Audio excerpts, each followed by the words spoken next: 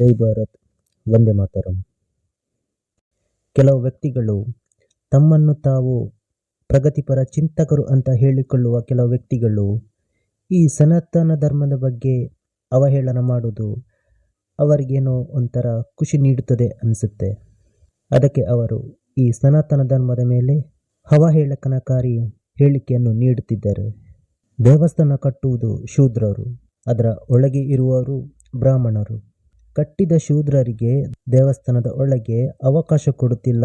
ಮಾನ ಮರ್ಯಾದೆ ಇದ್ದರೆ ದೇವಸ್ಥಾನಕ್ಕೆ ಹೋಗುವುದನ್ನು ನಿಲ್ಲಿಸಬೇಕಂತೇಳಿ ಪ್ರೊಫೆಸರ್ ಭಗವಾನ್ ಈ ಮಹಿಷ ದಸರಾದಲ್ಲಿ ಈ ವಿವಾದಾತ್ಮಕ ಹೇಳಿಕೆಯನ್ನು ನೀಡಿದ್ದಾರೆ.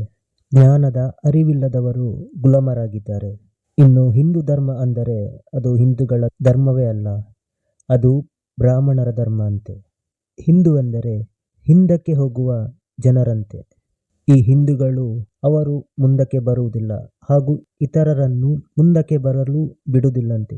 ಹೀಗಂತ ವಿವಾದಾತ್ಮಕ ಹೇಳಿಕೆಯನ್ನು ನೀಡಿದ್ದಾರೆ.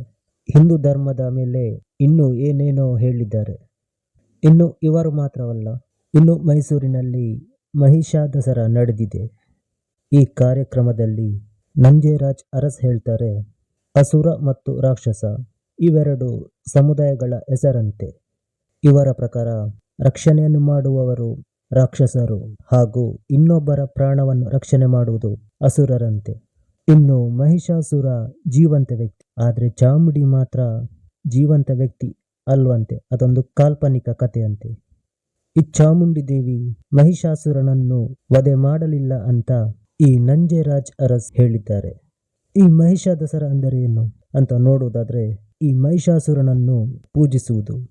ಇದು ಸುಮಾರು 50 ವರ್ಷದಿಂದಲೂ ಮಾಡುತ್ತಾ ಬಂದಿದ್ದಾರೆ. ಆದ್ರೆ ಆವಾಗ ಸಣ್ಣ ಪುಟ್ಟದಲ್ಲಿ ಮಾಡುತ್ತಿದ್ರು. ಈಗ ಅದನ್ನು ಒಂದು ದೊಡ್ಡ ಈವೆಂಟ್ ಆಗಿ ಮಾಡುತ್ತಿದ್ದಾರೆ.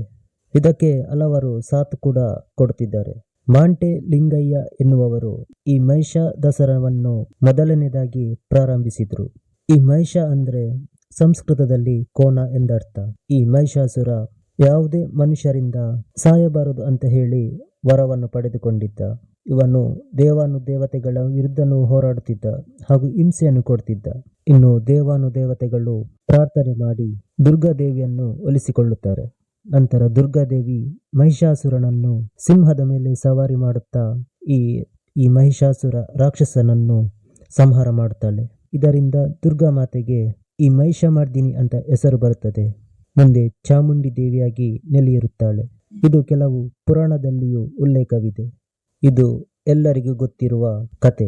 ಆದರೆ ಇವರು ತಮಗೆ ಇಷ್ಟ ಬಂದಂತೆ ತಿರುಚಿ ಏನೇನೋ ಹೇಳುತ್ತಿದ್ದಾರೆ. ನಾನು ಒಂದು ಹೇಳಲು ಇಷ್ಟಪಡ್ತೇನೆ, ಈ ಸನಾತನ ಧರ್ಮ ಏನಂತ ನಮಗೆ ಗೊತ್ತು. ಇಂಥವರ ಸರ್ಟಿಫಿಕೇಟ್ ನಮಗೆ ಅಗತ್ಯವಿಲ್ಲ ಅಂತ ನಾನು ಹೇಳಲು ಇಷ್ಟಪಡ್ತೇನೆ.